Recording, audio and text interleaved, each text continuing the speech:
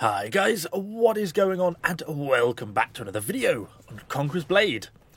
So, we're not really intending to become a Conqueror's Blade news channel, but it does seem to be going a little bit that way, because we've had quite a few interesting things. Obviously, all the Season 8 stuff is starting to kick off now, all sort of the spoilers and leaks that are coming out from that, so that's obviously what we covered in the last video. But we've also had a full article on server transfers. And well, since this is really in a free sense the first time this has happened, I felt we really kind of needed to cover this and talk a little bit about it, because I think it's certainly a good thing. So traditionally we haven't had any server transfers on NA or EU. Now the exception to that has been a little bit when they've done like the NA split between, say, moving between West and East. There've been a few opportunities and things like that, but you haven't, for example, been able to go from EU1 to EU2 or anything like that. That sort of server transfer has always been unavailable and not an option. But they're basically doing the opportunity to do this, but on quite a short window. So if you're going to want to do these server transfers, now is your opportunity to do it. So they are opening up applications on the 24th of June. So, well, by the time the video comes out, it's going to be basically in 5 days' time. And there's going to be a 6-day window for you to get your application in. So you haven't actually got very long. By the 30th of June, applications are going to be closing. So you've got to get your application for server transfer in by then.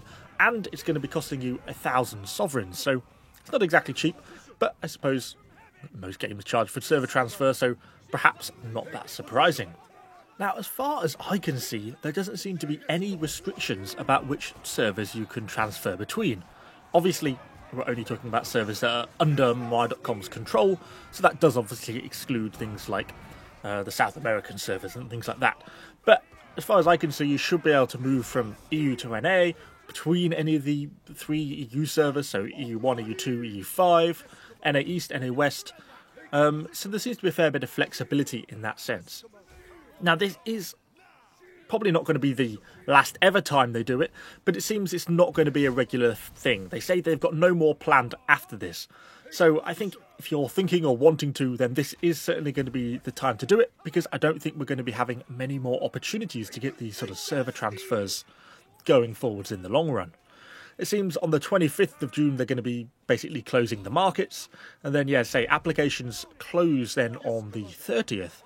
But we don't know beyond that the exact date the actual server transfers are going to happen.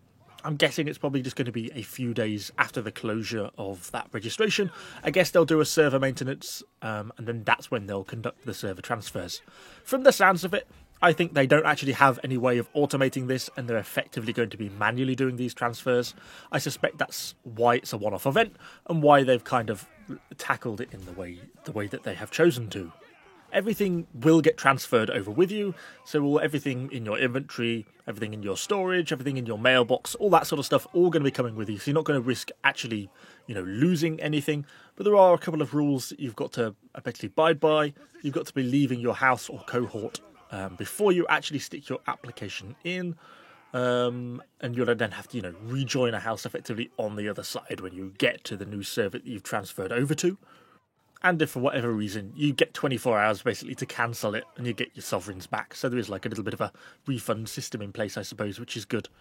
Obviously, everything needs to be off the market and everything like that. Anything, resource stockpiles, everything like that, are not obviously going to be going with you. So I certainly think this is a good thing. It's been a long time coming. A lot of people have asked for server transfers for quite a long time. So I think it's nice that they've actually finally decided to introduce this. Yeah, hopefully they do more of these in the future. Maybe it'll become like a once a season type thing. That would be quite nice to see. At least we're getting it before the start of the season, though, this time round. But anyway, that's all. I don't want to drag this one out. I just wanted to bring everyone's attention to it, because obviously it's quite a short window. You've only got that 6-day window between the 24th and the 30th of June. So I didn't want it to be a thing where people come back with the new season and find the server transfer window is already closed. It could be kind of frustrating. But anyway, we are a news channel, so we shall end it at that. Hopefully you've enjoyed the video or found it helpful. Do let me know what you think about server transfers in the comments down below. Are any of you going to be moving around? I'm not planning to. I'm going to be staying where I am on EU1. But yeah, I'm sure some of you probably will be. Anyway, thanks for watching, guys. I shall see you all on the next video.